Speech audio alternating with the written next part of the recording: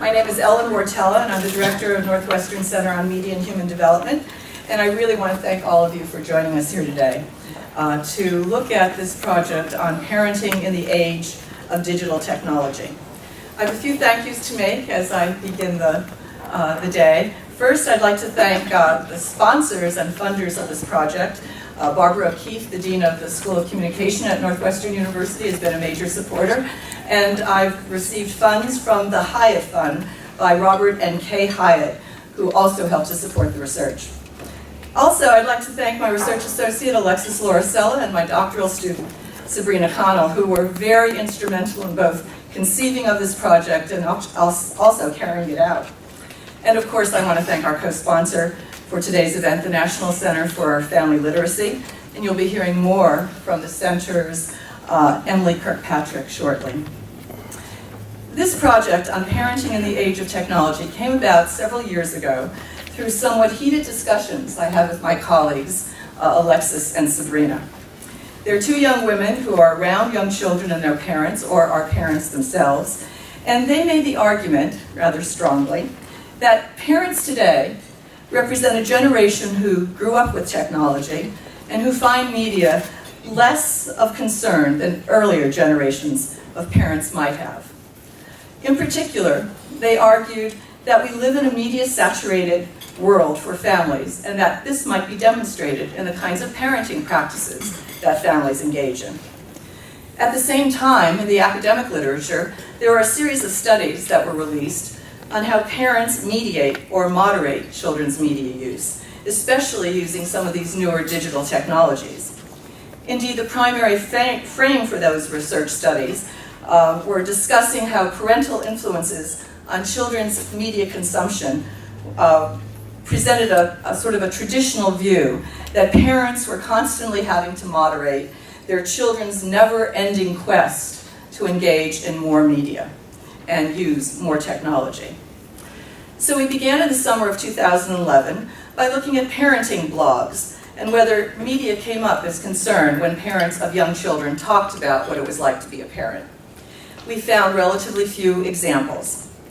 And moreover, we noticed that fathers had a rather interesting take on technology. Their comments, should they talk about technology in these blogs, were always very positive and talked about the important role of introducing young children to technology to prepare them for schooling, for instance.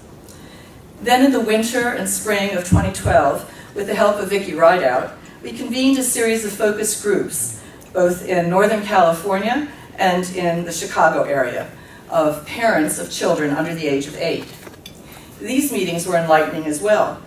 We began each focus group by asking the parents about what it was like to be a parent today and what concerns they had about raising their young child.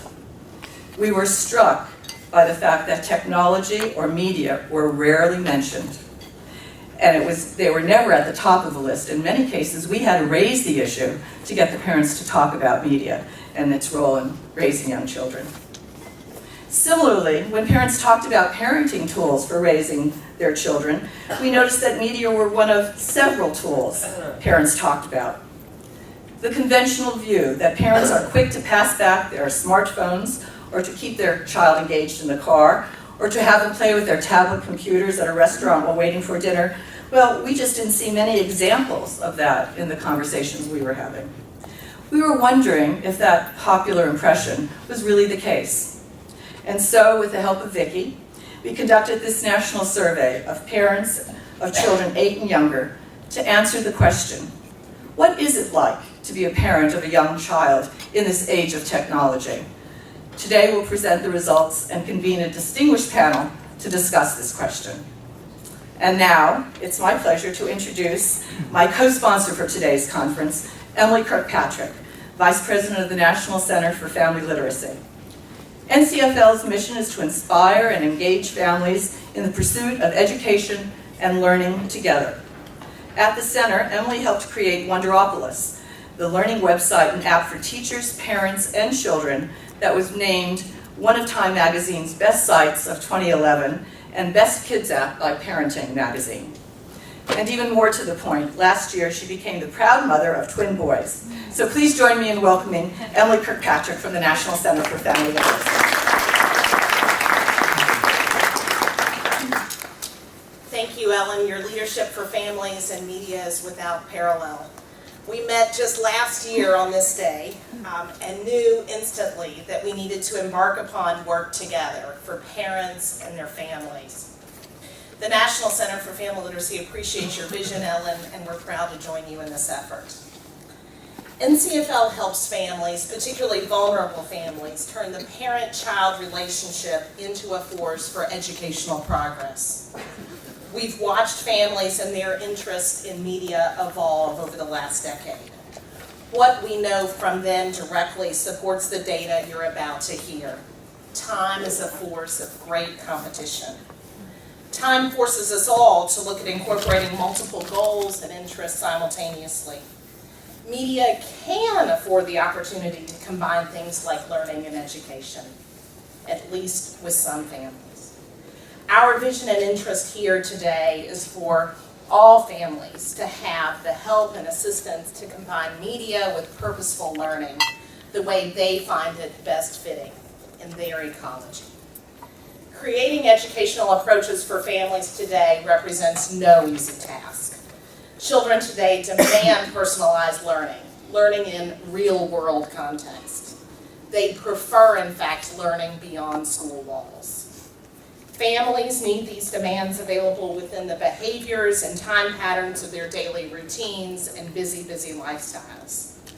Understanding what families really look like today and what parenting today truly involves allows us the opportunity to sharpen our perspective and intentions to make learning both personal and real. For those of you who are new to NCFL's work, we invite you to join us, to support us as we guide families in learning together through wonder and play.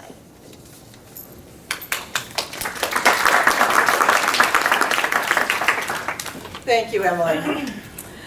Today, we're thrilled to release a new survey titled Parenting in the Age of Digital Technology, and you should all have a copy in the packets that you received downstairs. And it's now my pleasure to introduce my colleague, Vicky Rideout from VJR Consulting, who directed the survey and organized today's conference with us. Vicky is a longtime media researcher who founded the Children in Media program at Children Now and also at the Kaiser Family Foundation. And indeed, for those of you who used to come to her conferences on children and media, you'll recognize that this one is organized in very much the same way. She also organized the Kaiser Family Foundation's program for the study of media and health. Today, Vicky's going to present some of the highlights from the research project, so please join me in welcoming Vicky Rideout.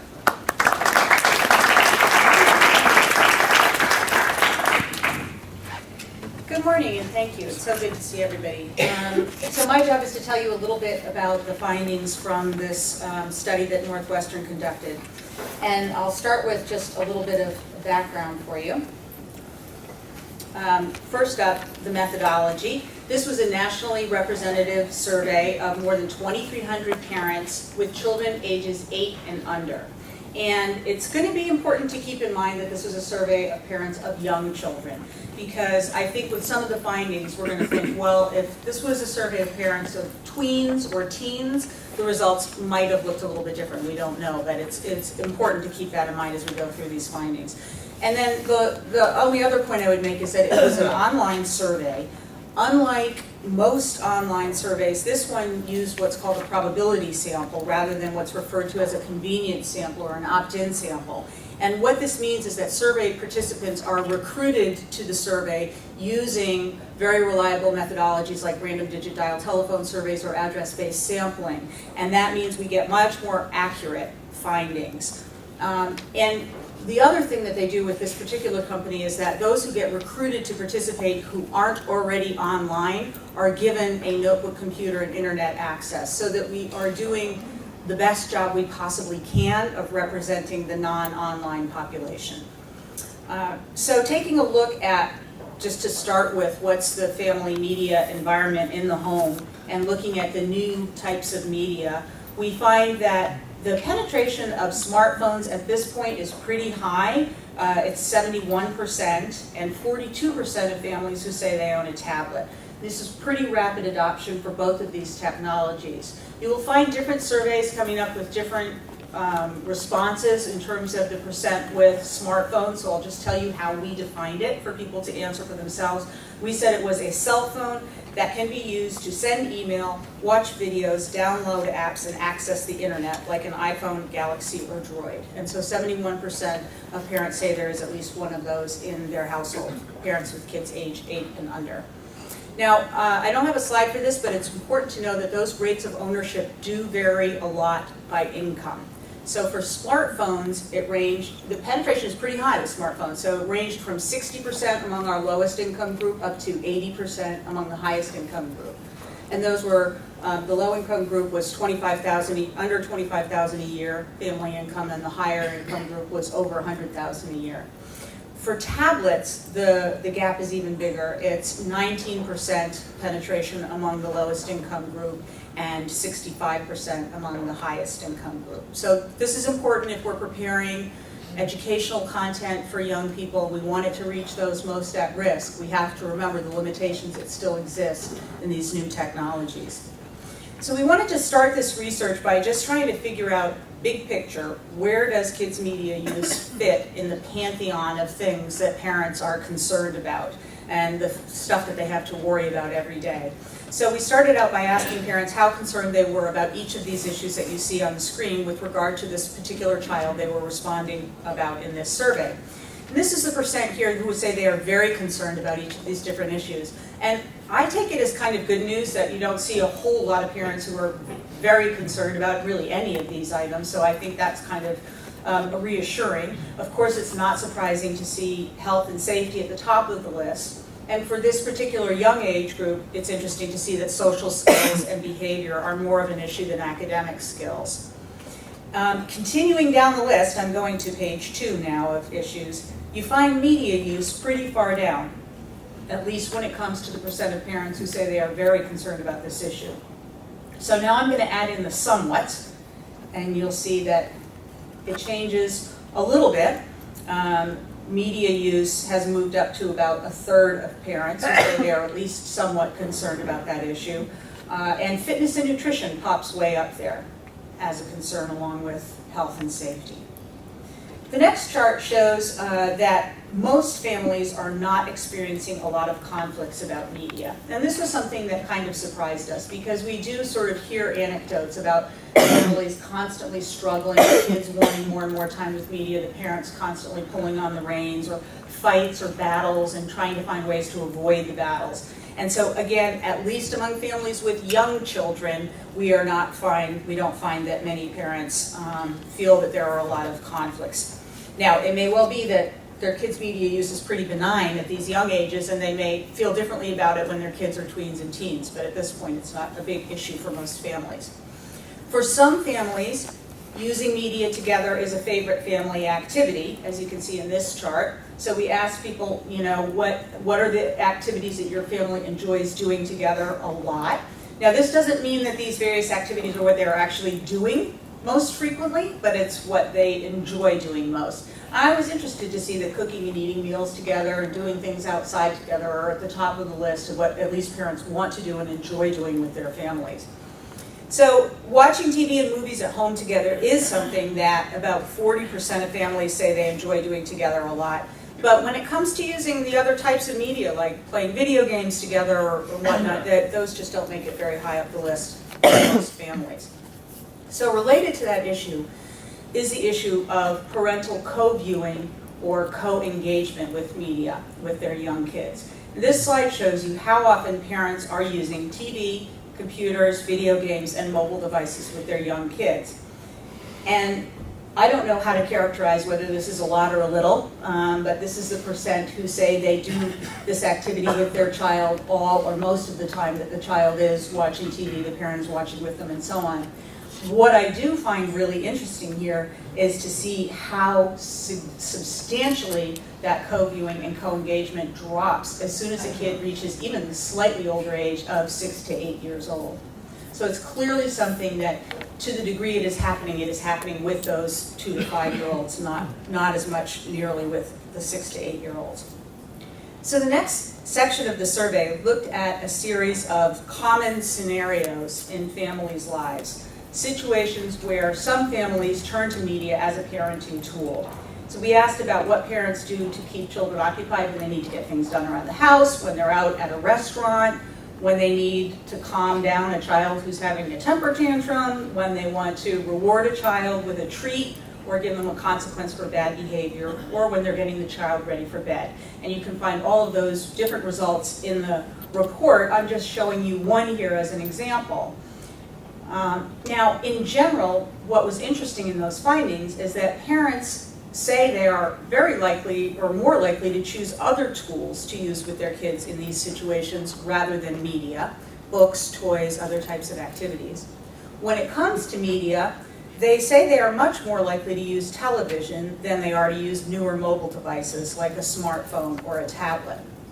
And these results here for a handheld game or smartphone or tablet are only among those parents who actually own those devices, which is a limited percent of parents. So it's actually much smaller proportion of families where that's really happening out there in the real world. Another topic that we explored is the role of media in getting children ready for bed. And I don't know, this is just a personal interest of mine to see how bedtime is kind of changing with new media for kids. So this is the percent of parents who say they are very likely to turn to one of these tools when they're getting their child ready for bed. So you can see it's a pretty low percentage. It's 13% who say they're very likely to use TV or DVDs when they're getting their child ready for bed.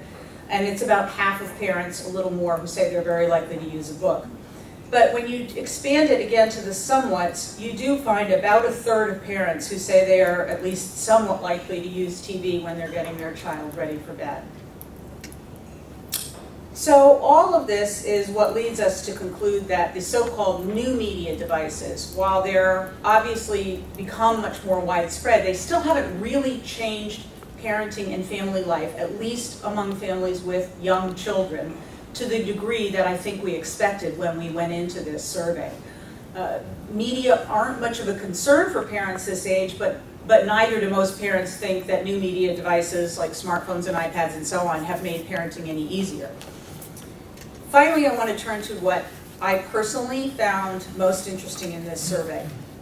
We've known for some time that certain choices that parents make about media in the home are very related to the amount of time that kids in those families spend using media. So for example, putting a TV in the child's bedroom or leaving the TV on in the background whether anybody's watching it or not.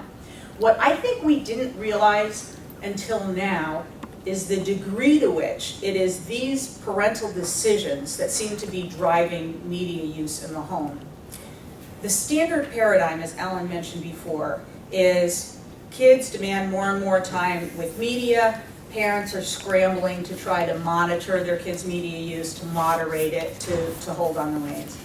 That's not what the data from this study show us. When we looked at it, we saw something very different. We saw a picture of parents making a whole constellation of different decisions about TV in the bedroom, yes, TV on in the background, yes, but also what are the activities our family is going to engage in.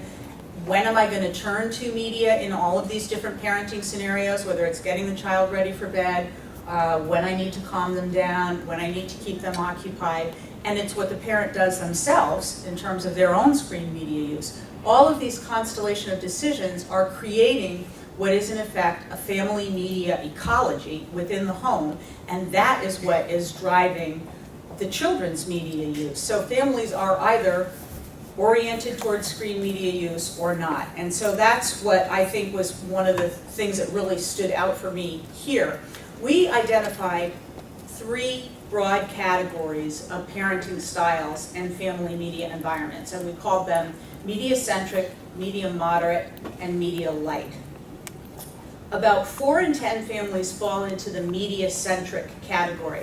These parents are screen media enthusiasts themselves. They consume an average of 11 hours a day of screen media at home. Now, they may be doing more than one of those screen media at the same time, but it's still quite a bit. It's more than 3 hours of television and of computers each. Half of them say the TV is on most of the time in their home. Nearly half have a TV in their young children's bedroom. Watching TV together is one of their favorite family activities. These parents are more likely to turn to TV and other media in those parenting scenarios that we talked about. 42% of them say they're very or somewhat likely to use television when they're getting their child ready for bed. All of these different choices and approaches come together to create a family media environment that we call media-centric. And children in those families who are age 8 or younger spend an average of 4 hours and 40 minutes a day with screen media. Another 4 in 10 families fall into what we call the media moderate group, where the media-centric parents consume 11 hours a day of screen media. These parents consume just under 5 hours a day. They're less likely to have TVs in their children's bedrooms or to leave the TV on all the time. They're a lot less likely to list watching TV and movies together at home as one of their favorite activities.